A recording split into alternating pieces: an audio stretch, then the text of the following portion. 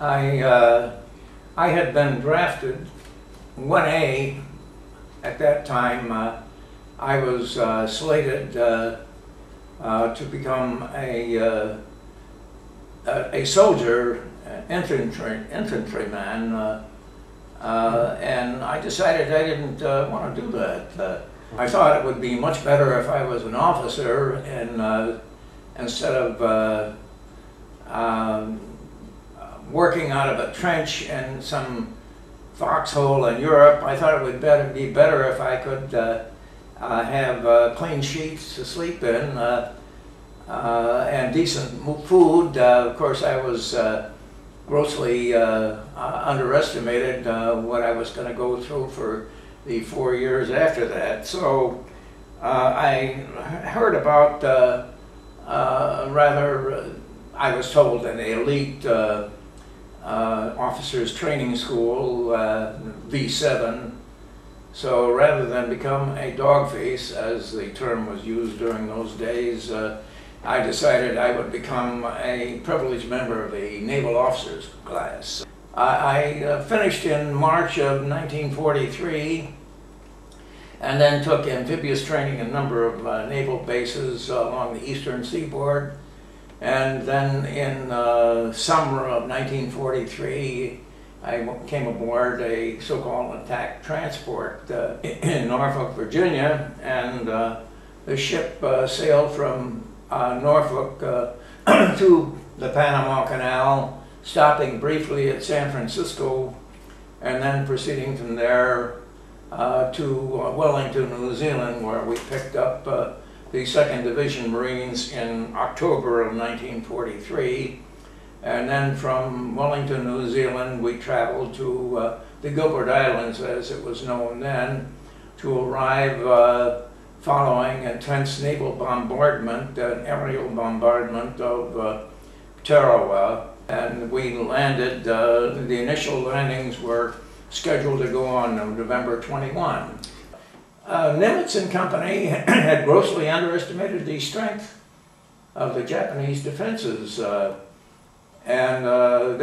Japanese, very cleverly, of course, knew exactly what we were going to do. They knew that we were going to make a direct frontal assault.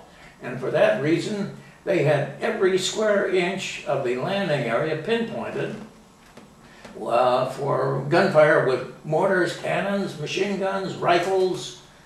And so there was withering, enfilading crossfire.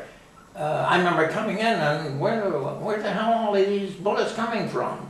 They seemed to be coming from everywhere. And how I got out of there alive, I'll never be able to tell. I was just lucky. I could hear the bullets whizzing by me, maybe a few inches from my head, but we continued to go in, and somehow, just by sheer luck, that's all. I remember my mother sending me letters telling me, "Son, be careful." You're never careful, you're lucky. That's how you survive. I looked at one of the videos that has been done about your experiences, and I believe it was your wife who recommended that you revisit the South Pacific in a way to come to grips with what, yes, or rather the Central Pacific, I think it was, to come to grips with what you had gone through. And you went on what was called an Island of Valor tour. And did that tour take you back to Tarawa?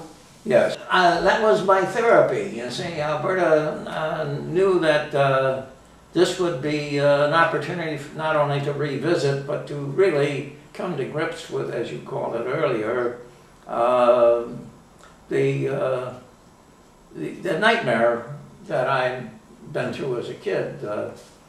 So when I got there, we flew from LA to Fiji, and from Fiji by another plane to Guadalcanal, where the ship was moored. She said, "Start." I said, "Start what?" She said, "Start writing." So I started writing the book, 90-Day Wonder, and all the floodgate of memories came rushing back, so I started writing. On this trip, from what I've read, these trips seem to encourage former combatants, Japanese and Americans, to get together on the same trip? Were there No, Japanese? no, never no Japanese on that. What would that have been like if there were? I would have had some trouble. Visiting these places is what stimulated my memory, and as I think I hadn't thought of these things in years, but somehow or other in infinite and nauseating detail, I was able to remember so many things. That's when I started writing. Either from that trip or a later trip, you got involved in undertaking a project at Tarawa.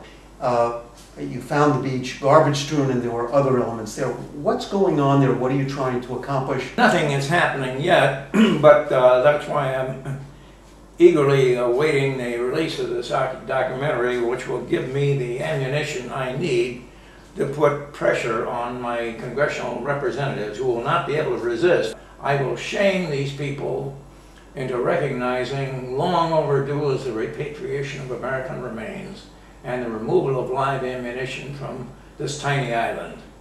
So the remains of American servicemen, Marines who took part in that landing still are on the beach after Yes. all these years? Yes. It's almost astonishing. And hard to believe, for me certainly, is the fact that at least one Congressional Medal of Honor lies where he was killed, lies where he fell years ago. Let's assume that the campaign to clean up the beach goes forward. Will that campaign include keeping the beach, I don't know, pristine is not the right word. Yes. Have you established any kind of specific organization, charitable or otherwise, to monitor this over time? No, it's going to be funded by U.S. funds. Okay. If somebody, an ordinary American, wanted to help you, can they? I don't want any money. Okay. No, no. This is public. This is not a private deal. I want our government to finally recognize what is long overdue, the need to honor the memory of these guys by not only cleaning up the garbage, but repatriating their remains and removing the live ammo that's all over the end. This is, so to speak, my last hurrah, but I'm bound and determined to see this through, and I'm bound and determined to see that the guys that I saw dying in a needless battle are honored. Would I go back there? The subtitle of my book that I'm writing now is Return of the Demons.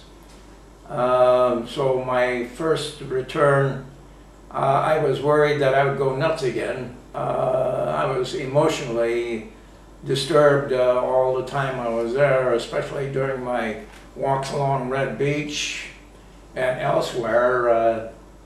But I think that in order to see this thing through, I would seriously consider going back when the program finally gets underway, when the garbage is, when the initial stages of getting the garbage removed begins. So I would think of doing that. That first trip was hell.